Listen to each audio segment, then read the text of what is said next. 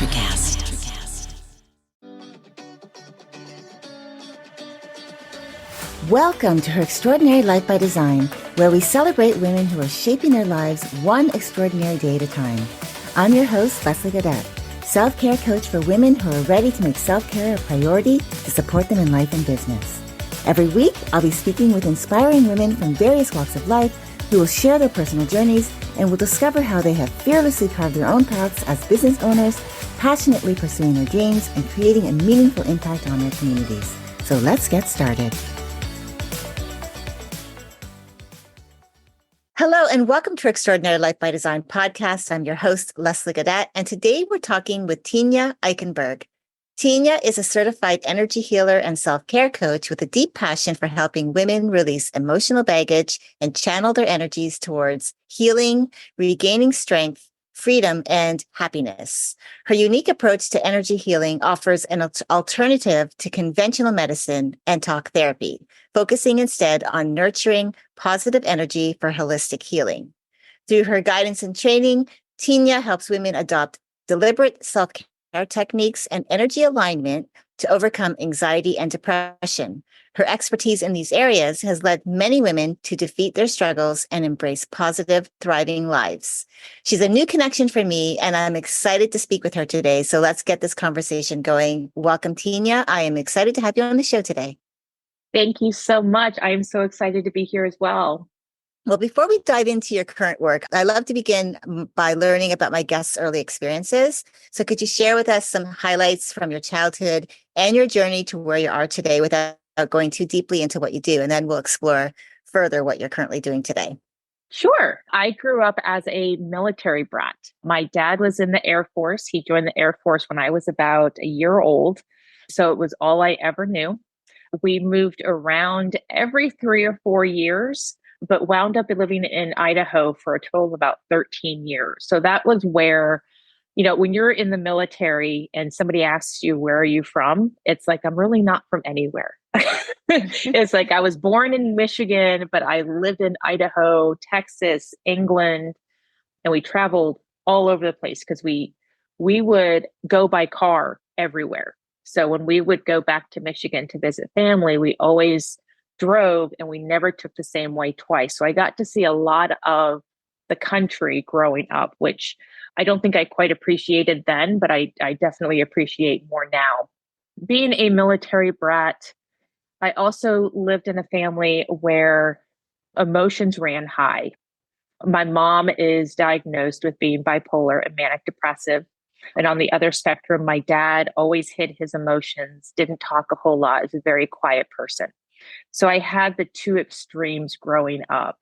And when the two of them would get into their conversations, they became quite loud and very tumultuous.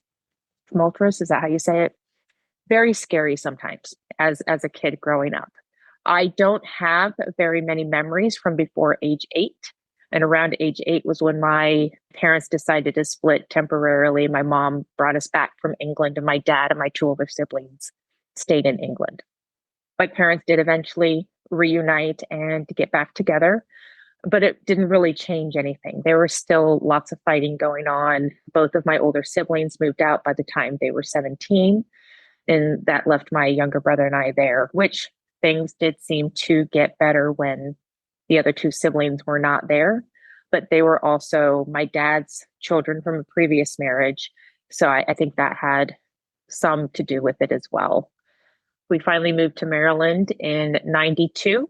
This is where I've been ever since then. So this is the longest I've been in any one place. It's where I've raised my 3 children. I've been married for 28 years. And I met my husband when I was 18 years old. He was my photographic supervisor. We both worked for Olin Mills. And I now believe that he's what I needed at that time so that I could grow out of that situation and grow into my own life. Yeah. Oh, I love your story. I love the journey and having that experience around going from like base to base, like country to country, state to state, or like wherever you got moved around to. I think that's kind of neat because you were exploring life maybe as a child, I don't know how much as children we would really, really feel good about that because it kind of takes us away from, those roots and having our Hmm. friendships and things like that. But I love the fact that still the whole idea of that traveling piece, and you seem to like have this really great outlook on it. I think that's what's really great about it. I think I do now. I didn't always have I think the greatest outlook on it because it really formed how I raised my kids. I told my husband that once our kids started kindergarten, or at least first grade, because I think at kindergarten she was it was like still half day when my oldest started kindergarten. By the time she started first grade, I told my husband we need to be settled in a home in a good school district because I'm not moving until our kids graduate, because I didn't want to uproot them from their friends that they had made. I wanted them to have that experience that I didn't have in having those relationships. So I did miss those. I do have tons of friends all over the world. Thank goodness for Facebook, because I've been able to be in contact with so many of them that I probably would not have been able to find otherwise. I have a best friend since fourth grade that I met the second time around that we lived in Idaho. But, the one thing that I was able to do moving every 3 or 4 years was reinvent myself. So very early on, I was enthralled with imposter syndrome, because if I didn't think anybody liked me the way I was at the previous school, I just changed that part of me and didn't reveal it and just pretended it wasn't even there. So in that retrospect, along with my home life, it took me a very long time to really figure out who I actually was, because I pretended to be so many different things. So there's the flip side of being able to travel, but yet because of all the stuff I was going through as a kid, I could pick and choose what I wanted people to see about me. And so it took me until I was in my 40s to really sit down and be like, who am I? I love that you brought that up. And that's another perspective to look at, right? Because people will say, "Oh, you got to travel all around, and you got to be in different places in a different country, even." And then you look back and you reflect, yes, I can be appreciative of that because I have a lot of connections all over the place where I've met different people and I've managed to reconnect through social media because we have the internet, which is amazing. But knowing that still part of that, and now you are looking at it from that perspective of a parent and wanting your children to have that stability, Hmm. which you didn't really have. And so I've kind of like had a similar experience to you. Not that I grew up in the military with military parents, but as a young girl, up until I was 11, to almost 10, 11, 10, 11, my mom, single parent, we moved a lot. And I remembered moving from so many different places, like all over the place. And I would get really upset because it felt like I had to start over and make new Yeah. friends all the time. So I can see that from that, the flip side to that, there is some greatness to it because you have those connections around the world that now you can appreciate. But as a child, it's hard because you're trying to like, those are the formative years. Those are the years that we're like really learning to build those connections, and having to redo it all over and Yeah. over and over and over again can be disrupting. So I love that you brought that perspective here because it makes a lot of sense, right? Yeah, absolutely. Yeah. Yeah. Being able to have both perspectives. Like I said, I've lived in Maryland since 92. I think it's like 32 years now. And I can't imagine leaving. I can't imagine leaving now. Thank you so much for sharing that part about your personal side of your story because I think it's really nice to actually get to know someone on that side of their life story, because I know we talk about business here on this podcast. We talk about the impact that, the women that I have on the show talking about like the impact that they're making usually around the business that they're in. So I loved hearing about your personal side because that gives me a little bit more of an idea of like the woman, like who Tenya is. So thank you for sharing. So Thank let's you. talk about your business. You're welcome. So let's talk about what you do. Your approach to energy healing is unique. We've talked previously to this conversation. So can you describe what sets your methods apart from other energy healing practices and why you believe it's so effective for women dealing with depression and anxiety? So my energy healing started with the emotion code. And I got into it because I was looking for something for my own anxiety and depression that was going to heal it completely. Going on almost 4 years. It's why I have such a passion for this work is through the foundation of the emotion code. I use 60 different charts and a couple different apps to really dig into the root cause of where this anxiety and depression is coming from. Oftentimes, it can come from limiting beliefs that we have that are inherited or passed down through our lineage. It may be entity attachments or things that we can't see, but like we have an inkling there's something there, but we really can't pinpoint what it is. And we are, we're not the only beings in this universe. There's so many more that we just can't see. Trapped emotions, these emotions that we go through and we don't process, either because it's not the right time to allow ourselves to process them. We don't understand the emotions, so we don't process them, but these emotions can get stuck and they can contribute to that discomfort and that dis-ease that we're feeling, that can contribute to not just the mental side of things, but also the physical side. So if you're feeling, back aches, shoulder aches, hips are hurting, your knees are hurting, you've developed autoimmune diseases, cancer running through your family, these can all be also contributed to emotional traumas that our families have gone through. And using that foundation of the emotion code and using muscle testing to go through these different charts and these different apps, we're able to dig down to those specific root problems.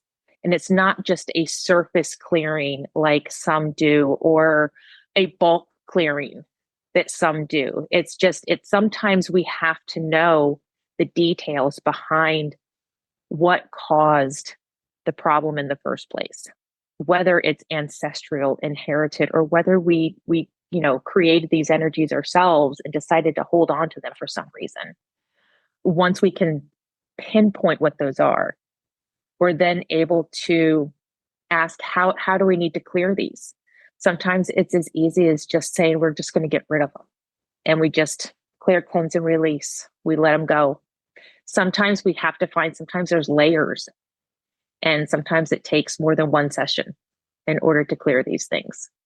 Yeah, and I like how you were talking about that generational piece, because I always believe that a lot of how we show up in the world, there's a lot of generational influence. We Mm-hmm. might think, oh, well, this is how my grandparents were. I don't believe that. But there's going to be some aspect of their beliefs that are going to have been passed down to you that you might not Mm-hmm. even really recognize unless you start digging. That's why I love to Yeah. go back in time and dig back through the clues in the past Yep. because we learn from our own experiences. We learn from our experiences with other people. We learn through experiences of how other people respond to things. We learn from them, just like as kids, they watch you. When you hear people say, be careful, careful now what you say, because, my child is at that age where they'll repeat everything. Basically, we're learning from other people. We're learning from the experiences that we have, the experiences we have with other people, how other people, their experiences.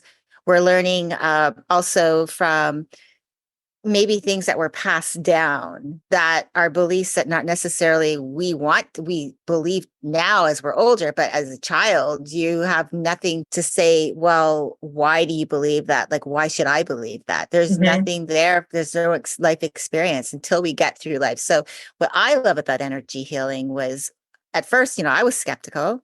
And I know probably a lot of people are I because they're was thinking, too, to be honest, I how was. is possible, right? Yep. Yeah, but Yep. what I found was as I allowed, I have someone who does that for me. As I allowed myself to just be open to the process, it really did help me to to really just be open-minded and actually start to clear away things and start to feel better. Like there really is something to it. Now, I know there's a lot of people out there that I don't know if I would consider them really being experts in this field. I think I've had some bad experiences around it, I could say, but there are really good people out there who do this and really have this heart centered and want to really help. And I think especially, with your experience around anxiety and depression and how you brought it into, shaping it and like around how you can help yourself and then bringing that into how you can help the people that you work with, I think is really important. Which leads me to my next question. You've obviously did this for yourself. You experienced it, you looked into it, you wanted to know more about it. And obviously for your own personal journey, and that's where most of us start anyways.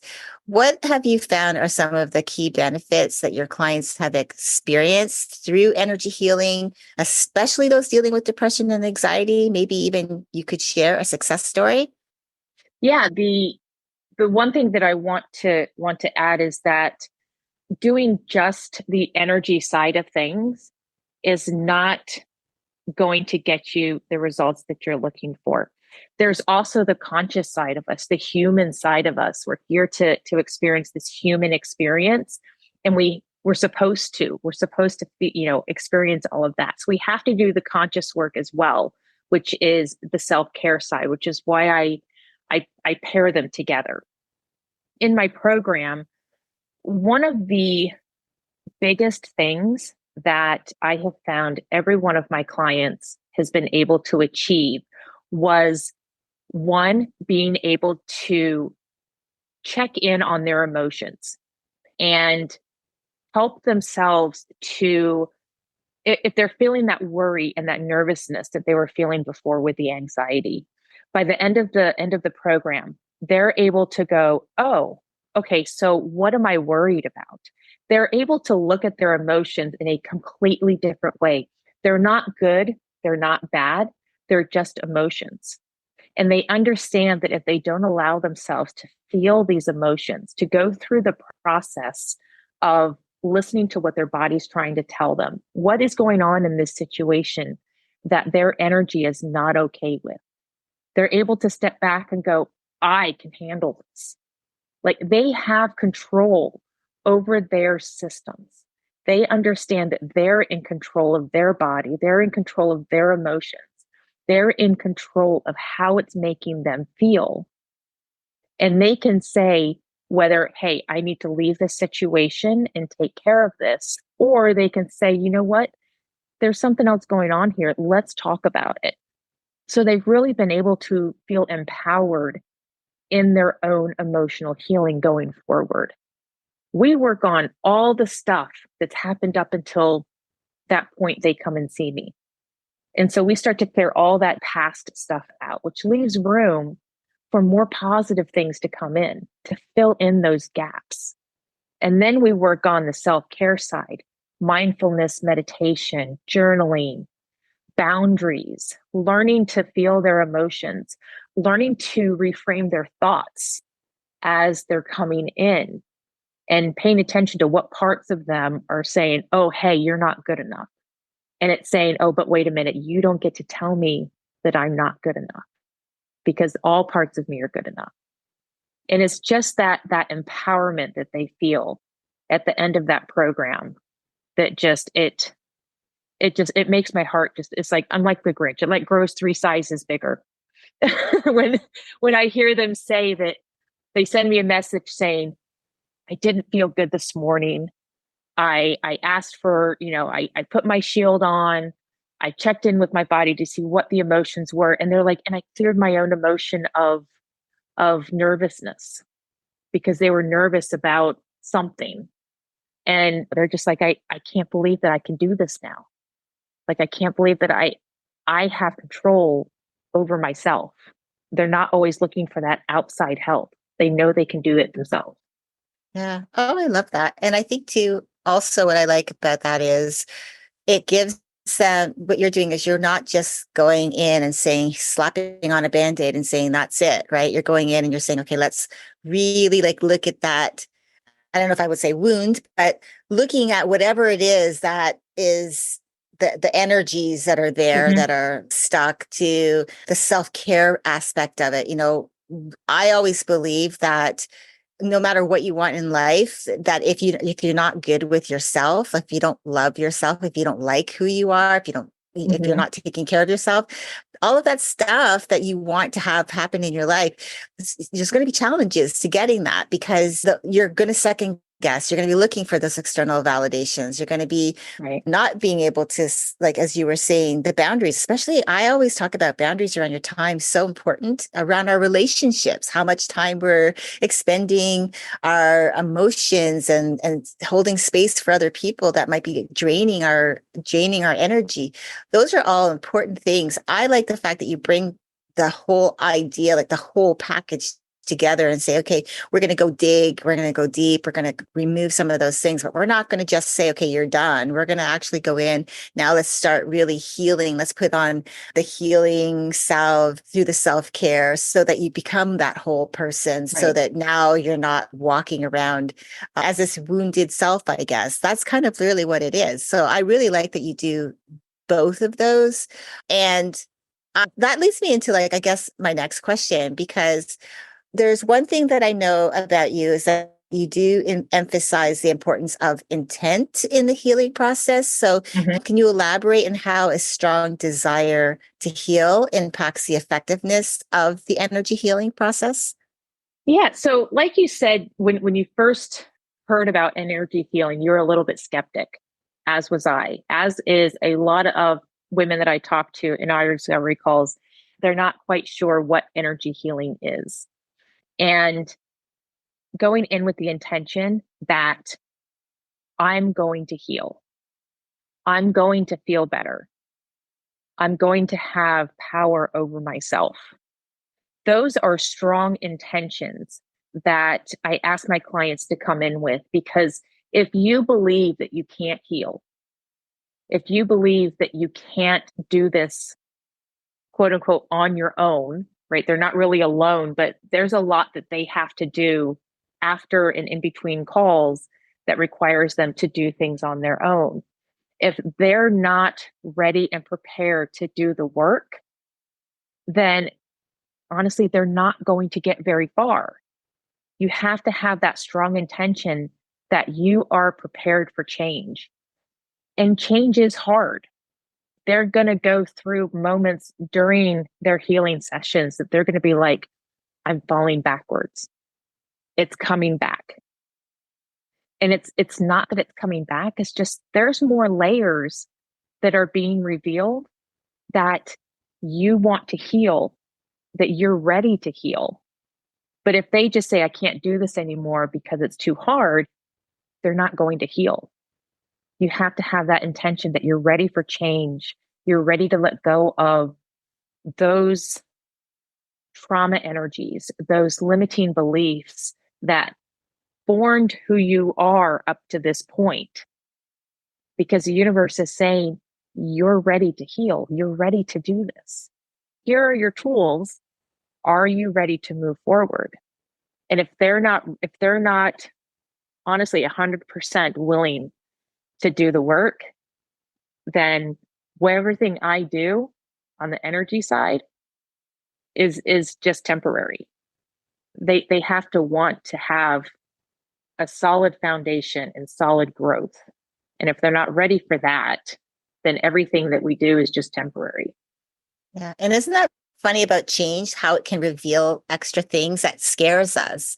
And when Mm-hmm. that happens, it's like we push back. It's like, no, no, no, this is too hard. When it's really just, let's recalibrate, let's Yep. recalibrate. But it's really Yep. super scary, because change, that just means you're on the path to Right. discovering something new about yourself. But that can be probably one of the scariest moments, when you're so used to being stuck in a pattern, and then you've got this way out, and then all of a sudden something else reveals itself, and you're like, oh, I don't know.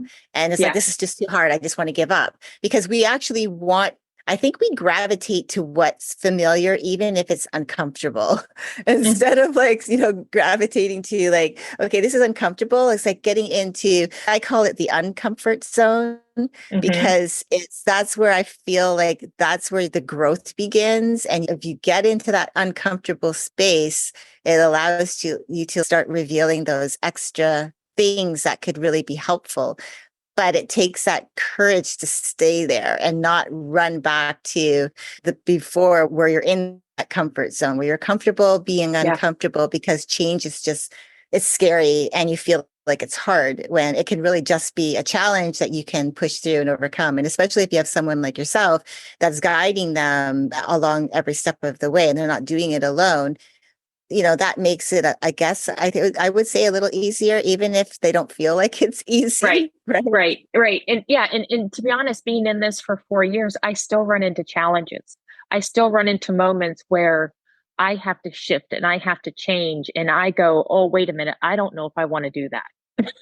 Mhm. Because it's a part of being human, right? Yeah. Being human is being uncomfortable with change. Our egos want to stay where we are comfortable, even if that place of being comfortable is causing us pain and causing us turmoil. It's still comfortable. Yeah. And that's what I like to help my clients out of, is being stuck in those pain places and kind of getting out of that. Yeah, absolutely. And just saying like, hey, now is the time, because if you don't Mm-hmm. take action now, you're going to stay here. And most people don't want to stay there, but there's just a lot of the time it's that fear of like having to do the work, because the work unveils those scary moments, those moments Yeah. that feel harder than they need to be. When you have someone though that's on the journey with you, can make it so much easier. So Yeah, absolutely. So could you share some practical self-care techniques that you recommend for women to help them release emotional baggage and align their energies?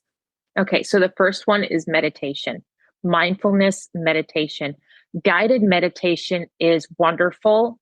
I think if you want to do longer meditations, at least in the beginning, mindfulness meditation, which is sitting in silence, is probably the toughest thing that you will do all day long. So if you have not started a practice and you want to start with 1 minute a day. Some might say, oh, that's not enough. It's not going to shift anything. And I will tell you that that will be the longest minute that you sit in for that for that first day, because you're going to have all these thoughts running through your head like, am I doing this right? I'm thinking. I'm not supposed to be thinking. Meditation is not about not thinking. Meditation is just about being able to control your thoughts, not letting your thoughts control you. So start with 1 minute. Start with 1 minute for a week. And if you make it that entire week doing 1 minute a day, move it to 2 minutes.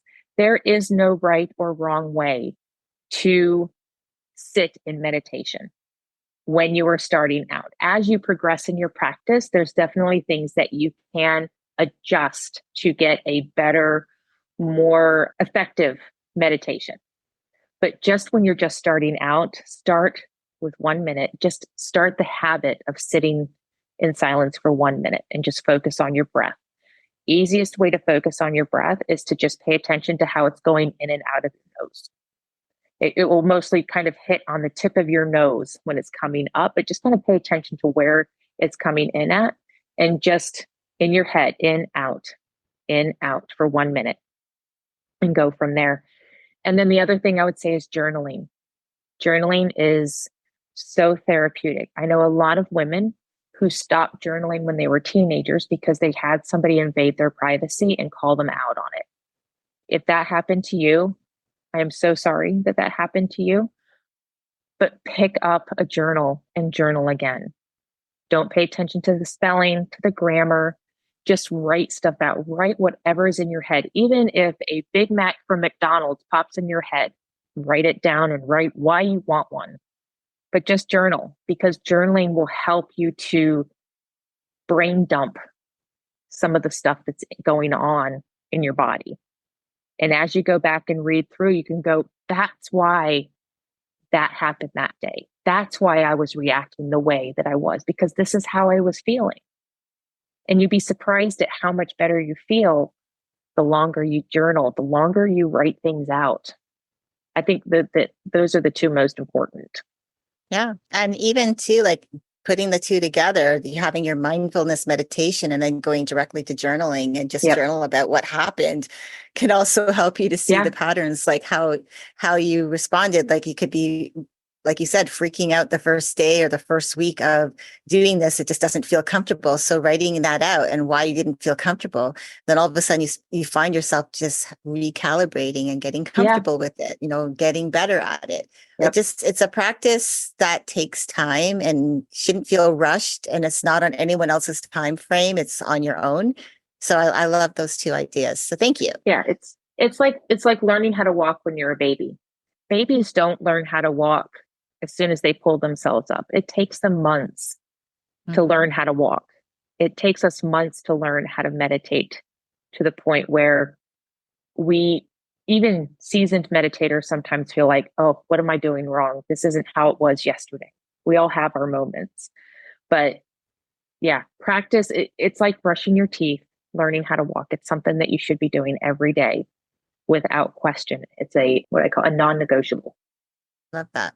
Well, I've just have a couple of questions left for you. The first part is, how do you see the field of energy healing evolving in the next few years? And what developments or changes do you anticipate in its acceptance and application? I see energy healing as a wonderful collaboration to traditional medicine. I see it becoming more and more acceptable by the medical community, because with energy healing, you're able to tackle some of those things that they just can't figure out why they're happening. If you've gone to the doctor many times because something is going on and they just can't figure, like they tell you it's all in your head, that's when you need to seek out energy healing, because it's not in your head, in your body. It's all over you. And I think it's going to get to the point where the doctors are going to say, you know what? We've exhausted science in trying to figure out why you're tired or why you have this pain in your back. Maybe it's time you go and see this energy healer who can look at this from a different perspective. And it's just, I think over the next few years, it's just going to grow and grow and grow, because more and more people are finding the benefits with energy healing. Hopefully one day it'll be covered by insurance. It'll be like acupuncture. They'll get so many, they'll get so many sessions a year through their insurance, and it'll be accessible for everybody. It is accessible for everybody. Shoot, go buy the book, The Emotion Code. You can learn how to do it. So I tell my clients, you can do this. I love Everybody that. can learn how to do this. Well, thank you so much. So I know that you have something that will be available by the time this show airs in July. Do you want to share that with us to get our listeners excited for that, something cool Yes. in your pipeline? Yes. So it's actually 5 free gifts. You sign up via my website and you'll get a self-care contract. You'll get a energy healing session on self-love. You'll get some journal prompts. You'll get a laughing yoga video. That's another thing that I encourage my clients to do, is to laugh unconditionally. There's 5 total things. There's the journal prompts, the healing meditation, self-care contract, the laughing yoga. And there's one more thing, but it's completely throwing me off. So it's going to be a surprise. I love it. Completely drew a blank on what the 5th one was. No, that's okay. But I think that's exciting. And I'm looking forward to being able to put that in the show notes for our listeners to be able to get access to that for sure. Yeah, absolutely. I think that's Absolutely. amazing. Well, Tenya, thank you so much for spending time with me today and sharing your insights about energy healing and self-care, like bringing the two together. It's been great having you share about this, and especially because you love helping your clients, the women that you work with, release their emotional baggage so that they can find their path to happiness. And it's not about things that bring us happiness, but it's that joy we all seek after. But a lot of that, I think it just comes from that the energy that we have around us, the things that we're holding on to. So I'm excited about that, what you have coming up, and excited for the work that you do. I love that you've melded both the energy healing and self-care into your practice. Your contact information will be included in the show notes again, so that our listeners can connect with you directly, learn more about your energy healing products, practices, your coaching services. What you've shared today is incredible. Thank you. I've loved hearing it. I know it's going to resonate deeply with our audience. So again, thank you for being here with me to share your gifts for this Divine Energy series. Thank you very much. And to our listeners, remember, the stories and advice you hear on this podcast are meant to inspire you and help you reflect on what you want for your life. So take some time to think about what you've learned today and how you might apply it to start building a life you love living. And if you're inspired by Tenya's approach to healing and you want to explore how her coaching can support your own path, I remind you to check the show notes for all the ways that you can reach out to her. Until next time, keep dreaming, keep believing, and keep designing your extraordinary life one day at a time. Thank you for joining me on Her Extraordinary Life by Design. I hope you've been inspired and empowered by the incredible stories shared on this show. If you enjoyed this episode and the conversations we've had, I would greatly appreciate if you could take a moment to leave a review. Your feedback and support mean the world to me, and it will help others discover the podcast and join our empowering community.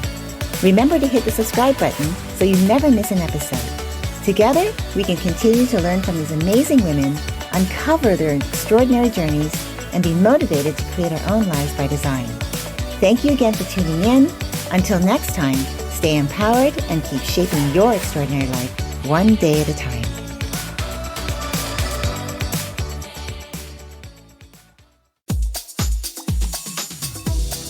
For those of you who dream of a world where music and podcasts live together in perfect harmony, now, for the first time, Electricast gives you a magical compilation, Pod Till You Drop, Volume 1, where we give you the best in tunes and the best in podcasts.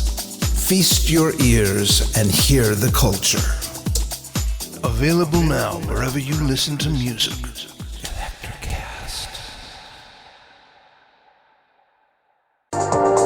Welcome to Sarah Talk Solutions. Ladies and gentlemen, you've tuned into a bit of a different type of show.